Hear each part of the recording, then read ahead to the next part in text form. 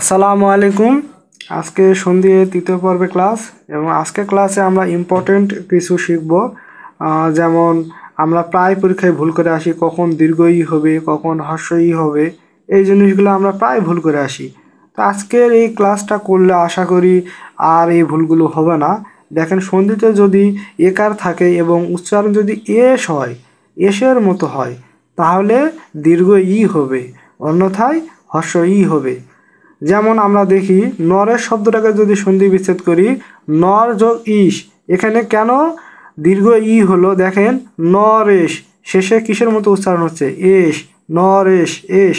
এই এসের কারণে এখানে দীর্ঘ ই হয়েছে।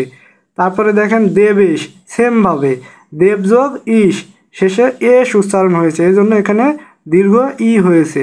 তারপরে দেখেন নরেন্দ্র শব্দটাকে সন্ধি বিচ্ছেদ যদি করি, দেখেন নর যোগ ইন্দ্র, এখানে দীর্ঘ ই না হয়ে হর্ষ ই হলো কেন? দেখেন নরেন্দ্র, এখানে কি এসের মতো উচ্চারণ আছে? নাই। তার মানে কি এখানে এস উচ্চারণ হয়নি, তাহলে এস উচ্চারণ না হলে এখানে দীর্ঘ ই না হয়ে হর্ষ ই হবে, তাহলে নর যোগ ইন্দ্র, নরেন্দ্র। মহেন্দ্র শব্দটা সেমভাবে মহাযোগ ইন্দ্র, এখানে এস উচ্চারণ নাই, এজন্য দীর্ঘ ই না হয়ে হর্ষ ই হয়েছে। সেমভাবে ধর্মেন্দ্র, মহেশ, শুভেচ্ছা, এই শব্দগুলোও কিন্তু সেমভাবে সন্ধি বিচ্ছেদ হবে।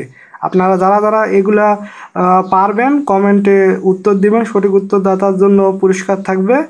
আপনারা এগুলা কমেন্টে উত্তর দিবেন।